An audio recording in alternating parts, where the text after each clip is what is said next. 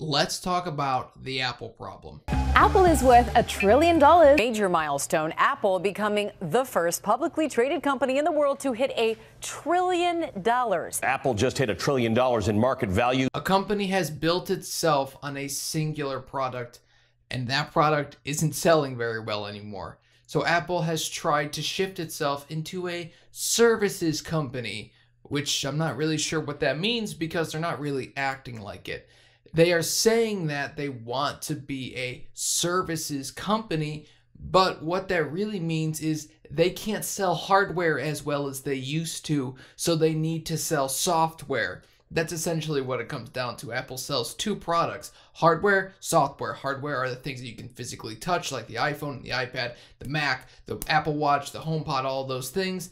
And then the software is the things that you can't touch and just use. Or I guess you could technically touch like iOS. You could technically touch it. But really, Apple's biggest problem is the thing that built their company to be one of the most valuable companies on the planet.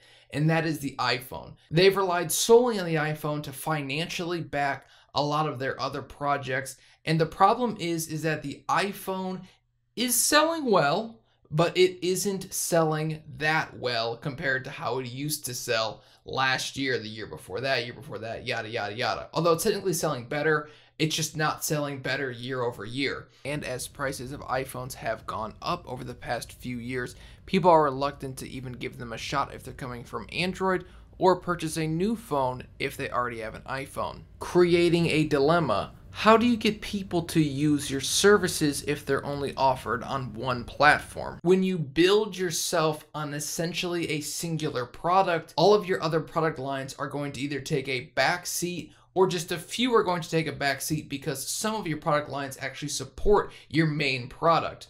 For example, AirPods, an amazing product, one of Apple's best products that they've ever made, really supports the iPhone really well, so they continue to push forward with that. You can see that they are going to be selling the new wireless charging case, yada, yada, yada. Headphones, they don't really get updated all that often, but for Apple, I guess they have to. Look at the iPad. That is another product that does support the iPhone. Whether you might think it or not, it is usable without an iPhone, but the experience is 10 times better with an iPhone, considering iMessage, Photos, iCloud Drive, and all of those advantages that you gain when you can look at your iPhone as well as your iPad. It's essentially a bigger iPhone, but it's much bigger and better and adds a lot to the iPhone experience.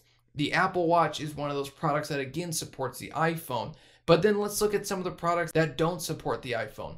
The Mac. But the overall product, like the 15-inch 2018 MacBook Pro, my overall thoughts on it are that I'm disappointed. 2018 Core i9, the most controversial MacBook Pro I can think of in recent memory. The hot garbage. And now the Mac is obviously one of my favorite product lines. I'm a big fan of Mac computers, but Apple's problem here is that they've built their company on a singular product and they've been reluctant to even care about their other products. It's super strange because when you think about it, it's like, well, Apple should care about all their products because all their products to Apple should be valuable. But they don't. Look at the Mac lineup. It is a total joke. Their Pro computers haven't been updated since the iMac Pro came out in December of 2017. It's like, can't we just expect a yearly update from Apple? Is it that hard? Should we be blaming Intel, AMD, or Apple? I'm blaming Apple because I'm allowed to. Next, let's look at the MacBook Pro. It took almost 12 months to update the CPUs inside of that thing and update the graphics cards, even though they weren't really updated.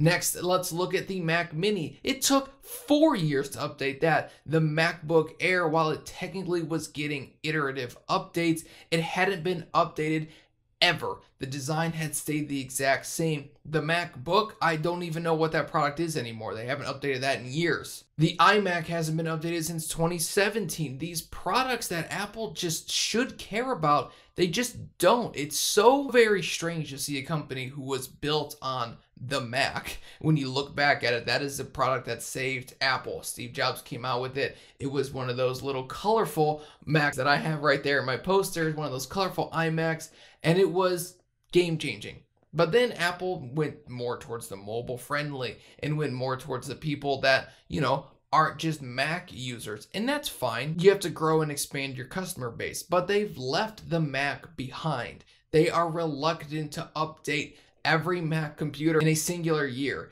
It is amazing that the most powerful and richest and one of the best companies on the entire planet can go an entire 2 years now to this point without updating a few of their products. Like, I know Apple and Intel have to work together on all these products, but wouldn't it just make sense if Apple were to just, oh, I don't know, update their products when the CPUs came out? Like, it makes no sense. And the excuse is, oh, well, power delivery and security and yada, yada, yada. It's like there are companies who have already released RTX graphics laptops, and the Max-Q design literally came out at CES like a month ago, and they already had their products ready at the time that they were released. How does that happen? How is there that excuse? Apple's biggest problem is the thing that has built them up to this point where they're just the upper echelon of companies. It's the iPhone. The iPhone is Apple's biggest problem. It's amazing to think about that, but in my opinion, the iPhone is what's gonna be the downfall of Apple. Eventually, Apple will fail. But will they fail because there's just something that's just better, or will they fail because of their own doing? Loyal Mac customers, in my opinion, are the most loyal Apple customers because an iPhone can easily be replaced by an Android device unless you just need iMessage. It can easily be replaced. Trust me, I've switched and it wasn't even that bad. But the Mac, on the other hand, it's too important. It's too important of a product, and Apple just doesn't care about it. They care way too much about the iPhone, and to me, it sucks. Like, it sucks seeing Apple care so much about a singular product that is like, yeah, it's important, but it's like, why do you care so much about that stupid product? It's like, every app that has been put onto the Apple App Store was built on a Mac, yet Apple doesn't care about the Mac. Every single iPhone that has sold was sold and was allowed to sell because of the Mac. I just don't understand Apple's reluctance to throw Mac users a bone. The iPhone will eventually be Apple's downfall because they won't know how to innovate anything else except for that. Because for the last 10 years, they built this massive behemoth company around one product. And they don't care about the products that can stand alone. The Apple Watch needs an iPhone. AirPods need an iPhone. The HomePod needs an iPhone. The iPad doesn't technically need an iPhone, but is much better with an iPhone. The Mac doesn't need an iPhone. It just doesn't. There are plenty of Mac users who use an Android phone.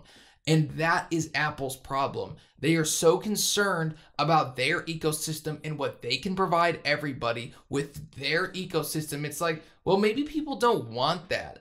And maybe you should care about the people who don't want to just buy your little toy phone that costs them more than a car. I don't understand it.